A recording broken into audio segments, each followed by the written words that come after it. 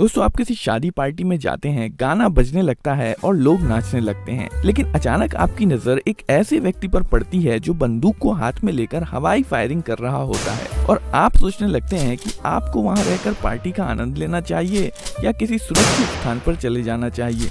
चाहे किसी की शादी हो, जन्मदिन समारोह हो या नए साल का जश्न के दौरान गोली चलाना न केवल भारत में बल्कि रूस, अमेरिका, पाकिस्तान, अफगानिस्तान के अलावा अन्य कई देशों में आम बात है।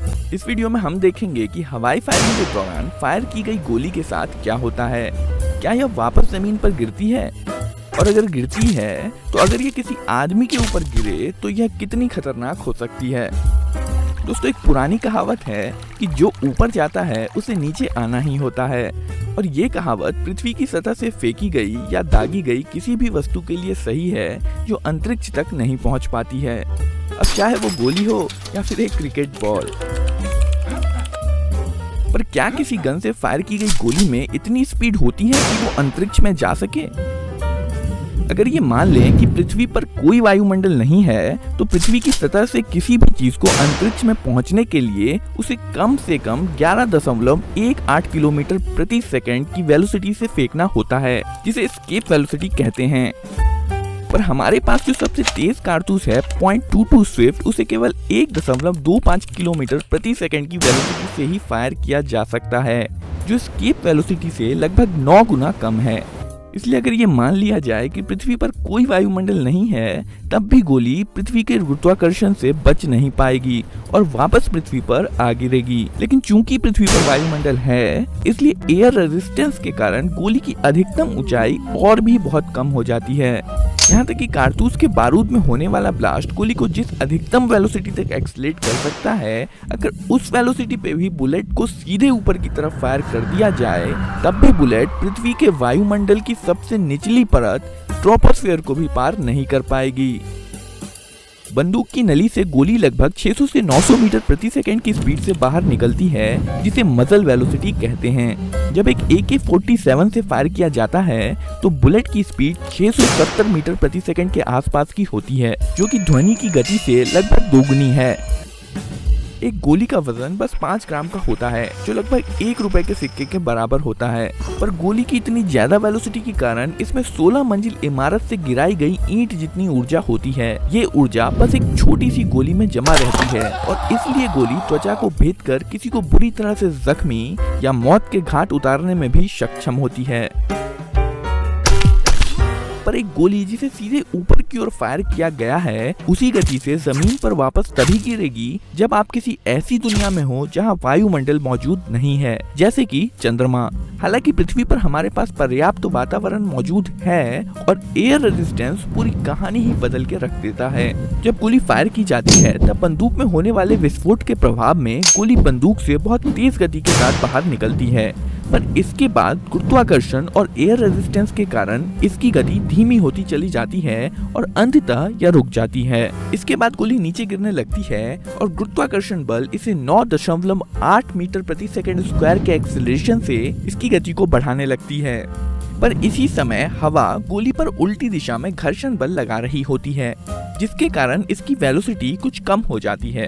गुरुत्वाकर्षण के कारण जैसे जैसे गोली की गति बढ़ती जाती है, वैसे वैसे हवा का घर्षण बल भी बढ़ता जाता है और एक समय ऐसा आता है जब गुरुत्वाकर्षण बल और हवा का घर्षण बल बराबर हो जाते हैं। इस अवस्था में गोली पर कोई नेट फोर्स नहीं लगता है और गोली की वेलोसिटी बढ़ना बंद हो जाती है, और अब चाहे गोली जितनी भी नीचे गिरे, इसकी वेलोसिटी नहीं बढ़ती है।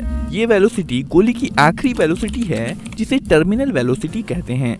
गोली धरती पर भी इसी टर्मिनल वेलोसिटी से गिरती है। एक्सपेरिमेंट से पता चला है कि नीचे गिरने के दौरान गोली 60 से 90 मीटर प्रति सेकंड की टर्मिनल वेलोसिटी प्राप्त कर लेती है। बुलेट जिसे कि सीधे ऊपर की ओर फायर किया गया था, अगर वह मुंह के बल बिना हिले डुले गिरे तो इसकी गति काफी ज्यादा हो सकती है, पर आमतौर पर ऐसा नहीं होता है, जिसके कारण इसकी गति काफी कम हो जाती है। जब बुलेट धरती की सतह पर गिरती है तब इसकी वेलोसिटी फायर की गई वेलोसिटी की तुलना में मात्र 10% ही होती है, और चूंकि काइनेटिक एनर्जी वेलोसिटी के स्क्वायर के प्रोपोर्शनल होती है, गिरती हुई बुलेट में फायर की गई बुलेट के मुकाबले मात्र 1% ही एनर्जी बची होती है। यह ऊर्जा जमीन से केवल आधा मीटर की ऊंचाई से गिराई गई ईंट की ऊर्जा के बराबर होगी। पर अगर 60 से 90 मीटर प्रति सेकंड से नीचे गिरने वाली बुलेट अगर आपके ऊपर गिरे तो क्या यह आपको जख्मी या आपकी जान ले सकती है? हालांकि टर्मिनल वेलोसिटी से नीचे गिरने वाली गोली अपनी मजल वेलोसिटी की तुलना में काफी धीमी गति से यात्रा कर रही होती है, पर फिर भी इसमें इतनी ऊर्जा होती है कि ये किसी को बुरी तरह से जख्मी या मौत के घाट उतार सकती है। मानव त्वचा को भेजने के लिए बुलेट में जो मिनिमम वेलोसिटी होनी चाहिए वो है 40 से 50 मीटर प्रति सेकंड। वहीं हड्डी को भेजने के लिए बुलेट की मिनिमम वेलोसिटी 60 मीटर प्रति सेकंड होनी चाहिए। नीचे गिरने के दौरान बुलेट की वेलोसिटी 180 मीटर प्रति सेकंड तक पहुंच सकती है और इसलिए इन बुलेट्स में मानव शरीर को गंभीर नुकसान पहुंचाने की क्षमता होती है। 6 अप्रैल 2014 को लेबनान के सिडोन में 2 बच्चों की मां जो कि गर्भवती थी के सर पर एक आवारा गोली लगने से उसकी मौत हो गई। ये गोली उसके पड़ोस में हो रही शादी में फायर की गई थी। 12 अक्टूबर 2003 को सर्बिया के बेलग्रेड में शादी में आए मेहमानों ने गलती से 2 सीट वाले एक छोटे विमान को ही मार गिराया, जिसमें विमान में सवार लोग गंभीर रूप से घायल हो गए। शादी समारोह को एक खुशी का मौका माना जाता है, पर उत्तर भारत में चौंका देने वाली संख्या में ऐसे मामले सामने आए हैं जहां शादी के दौरान की गई हवाई फायरिंग के कारण ये खुशी के मौके हादसों में तब्दील हो गए हैं। दिसंबर 2019 में भारत सरकार ने आर्म्स एक्ट में संशोधन किया था और सार्वजनिक समारोह, धार्मिक स्थल, विवाह या अन्य किसी कार्य में लाइसेंसी बंदूक के साथ फायर करने को भी क्रिमिनल ऑफेंस बना दिया गया है, जिसके तहत 2 साल की कैद और जुर्माना लगाया गया है।